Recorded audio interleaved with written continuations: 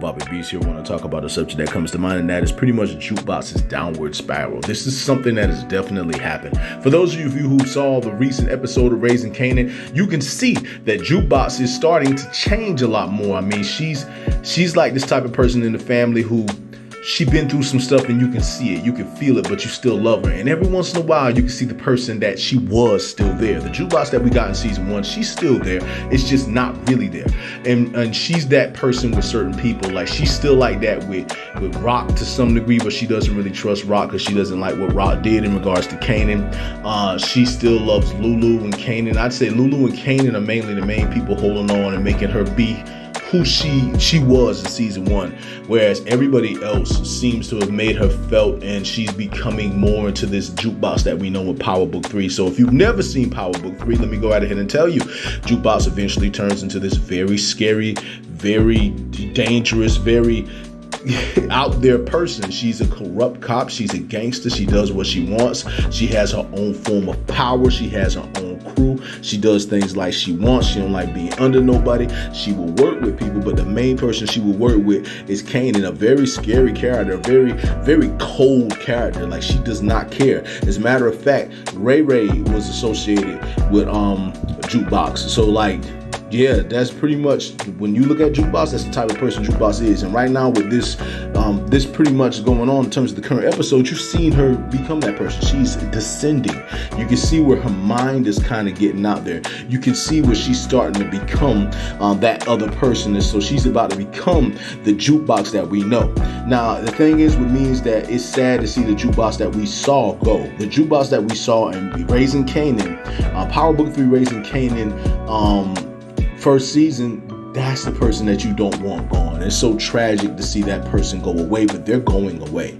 And I think in this season here, she's about to look, she's gonna fall. And what I mean by that is because I think her mom is gonna disappoint her. Marvin has his way. Marvin ain't perfect, but Marvin really do loves Jukebox. So when the mom, on the other hand, I mean, you never know, she might use her daughter to her advantage. So many things could definitely happen in regards to that situation.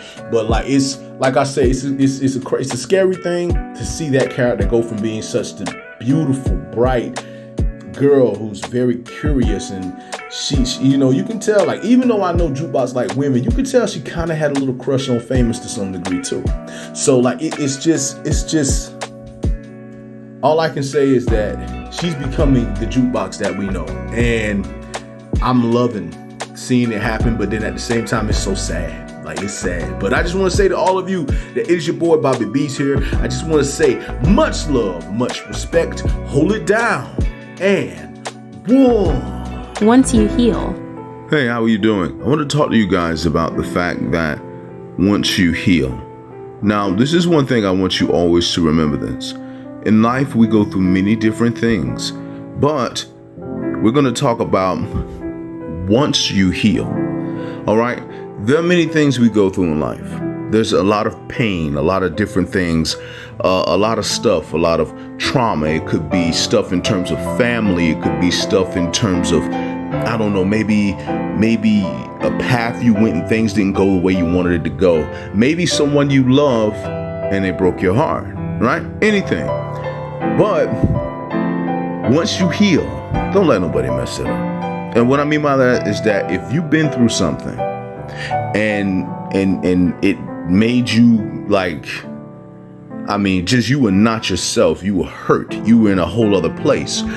Once you get over it, don't let anybody, you know, bring you down. You got some people out there in the world that they know they've done something wrong to you. You have some people out there in the world that know you've been through some things. You have some people out there that, I mean, you went through hell and you came back, or you handled it. And you got some people that just want to bring you down because somehow you survived it. And sometimes it's because people don't see where they can survive that hell. They don't see where they themselves, they're like, well, how could this person come back from that?